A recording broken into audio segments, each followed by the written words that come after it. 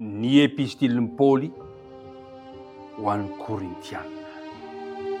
Ny epistilin'ny Paoly ho an'ny Korintianina.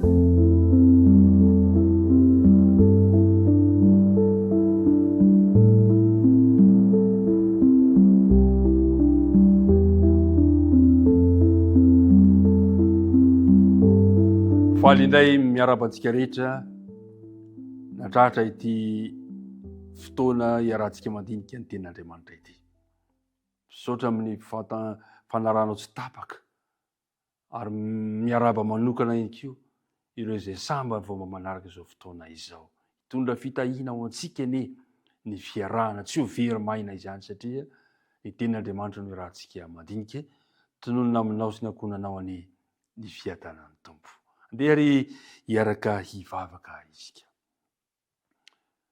Rainay eo izay any an-danitra, indreto indray izahay fa miaraka mandinika ny teninao. Misaotra tamin'ny fitantananao tamin'ny lasa rehetra. Misaotra tamin'ny fiarovanao anay. Misaotra ny amin'izao fotoana omenao anay izao. Misaotra ny amin'ny fanoloran-tena sy ny fandavan-tena izay atolotra ao anay isan'andro isan'andro. Mahatsiaro anefa izay fa tsy mindika hatrany. Manoloana ny famasinanao ka mangataka fanadiovana izahay. Mangataka famelan-keloka. Ankehitriny raha andinika ny teninao dia mangataka indray ny fanena masina mba hampianatra anay izany teny izany. Tononona ny vavaka amin'ny anaran'i Jesosy. Amen. Ny andininy natao tadiana indray no anomboantsika ny fotoana. Asan'ny apôstôly toko 8:10 manomboka amin'ny andininy 9 sy ny andininy 10. Manao hoe: ary ny tompo niteny tamin'ny Paoly tamin'ny fahitana no ny alina ka nanao hoe: aza matahotra, fa mitenena ihany, ka aza mangina fa izao momba anao. Ary tsisy olona hiazona anao ka anisy ratsy anao, fa manana olona maro amin'ity tanàna ity aho. Manana olona maro amin'ity tanàna ity aho. Tany Efesosy no nanoratan'ny Paoly ny bokin'ny Korintianina voalohany. Bokin'ny Korintianina voalohany zany dia tany nanomboany. Azao no voalaza eo amin'ny Korintianina voalohany toko voalohany ka manomboka amin'ny andininy 2:10. Manomboka ny andininy 2:10 ny vakitsika ka hatrany andininy 3:10. Fa efa voalaza ny avy amin'ny fiainana ny ankohonan'ny Kloa tamiko ny amin'ny toetra reo ry ralahako, fa misy fifampandaniana eo aminareo. Izao nefa no anaovako izany, ianareo samy manao hoe izao an'i Paoly, na izao an'i Apôlôsy, na izao an'i Kefasy, na izao ho an'i Kristy. Voazarazara va Kristy? Paoly va ny voaomby tamin'ny hazo fijaliana hamonjy anareo, sa ho amin'ny anaran'i Paoly no nanaovana batisa anareo? Miara-midinika namana, ny fianakavian'ny Kloa no nitondra hafatra tatitra tany amin'ny Paoly, fa tsy dia tsara loatra ny toetra raha tany Korinto tamin'izany fotoana izany. Inona ny zavatra nitranga? Satria ny tantarain'ny Kloa tao ny olana, fa nisy tao fisaraham-bazana, nisy fifampiandaniana, nisy falitopitondran-teny. Eny, nisy fifampitsaratsarana azy atao amin'ny fiangonana, ary nisy aza ny vitsangatsangana. Naray taratasy misy fanontaniana koa Paoly ao amin'ny Korintianina voalohany toko 7. Korintianina voalohany toko 7 azonao vakiana fa no tantaraina tamin'ny Paoly ihany koa fa nanomboka misy olana eo amin'ny tokantrano mambrany fiangonana tany Korinto, fa nambadiana zany. Nanjary nisy olana ny amin'ny fisarapanambadiana, nanjary nisy olana mampitovy, nanjary nisy olana mikasika ny amin'izany fitondran-tena ao anatin'ny tokantrano izany. Ary dia nanoratra Paoly ho an'ny fiangonana tany Korinto. Tranga atao amin'ny fiangonana ihany koa ny fomba ny fampiasana ny fanomezam-pahasoavana amin'ny fiangonana. Hita tamin'izany koa ny fiveran-diso momba ny fitsanganana amin'ny maty.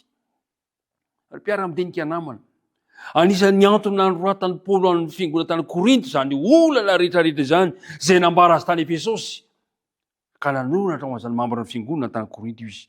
Feno olana ny fiangonana Korintianina feno olana ary dia nanoratra i Paoly. Nanoratra izy. Betsaka ireo taratasy efa nosoratany Paoly.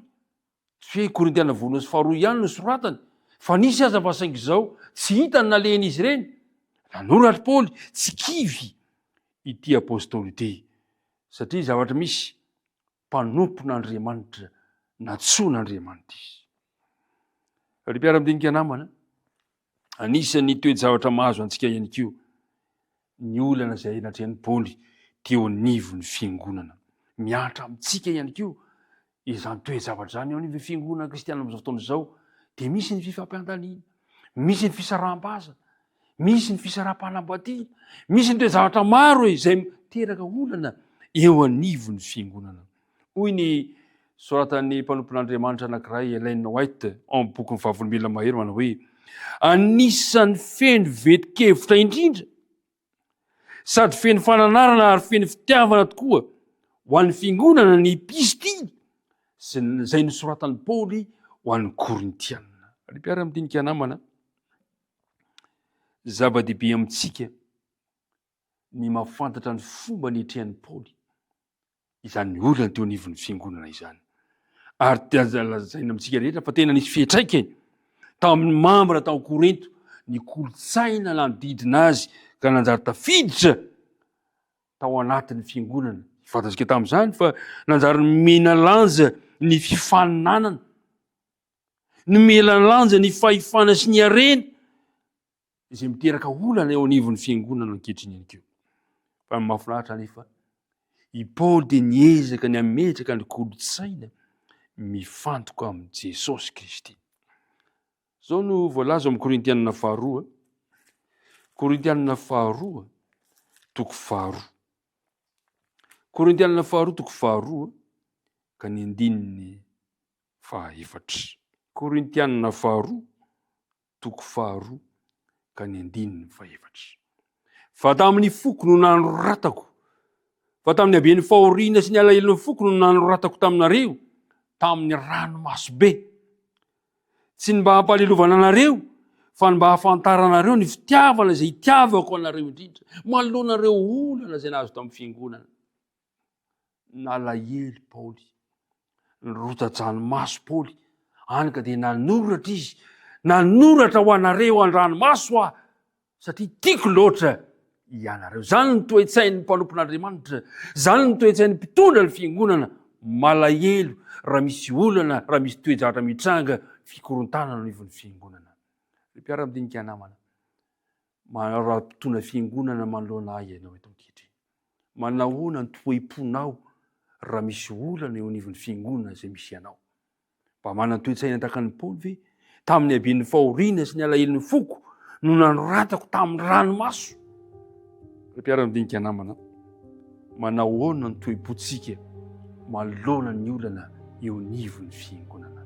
Andriamanitra ne ampahiry anao, anome anao ny taridalana sy ny fahendrena ahafahanao miatrika pitoniana mitady vahaolana manoloana reny olana eo anivon'ny fiangonana reny, tahaka ny hatrehan'ny Paoly ny olana tao amin'ny fiangonana tany Korinto tamin'izany fotoana izany. Hombanao ny Andriamanitra hivavaka isika tompoko.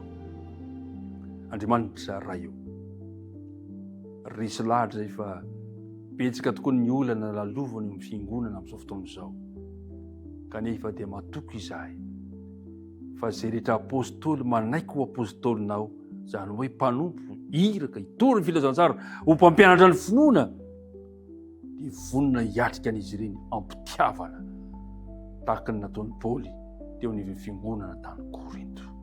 Tantano izahay, meo anay ny fahendrena, ny taridalana, ny fanahy masina mba hahafahanay mahatratra izany tanjona izany. Dia momba anay amin'ity tontolo andro ty, aza mahafoina mahasaraka anay, tononona sy angatana ny vavaka aminarana Jesosy. Amen.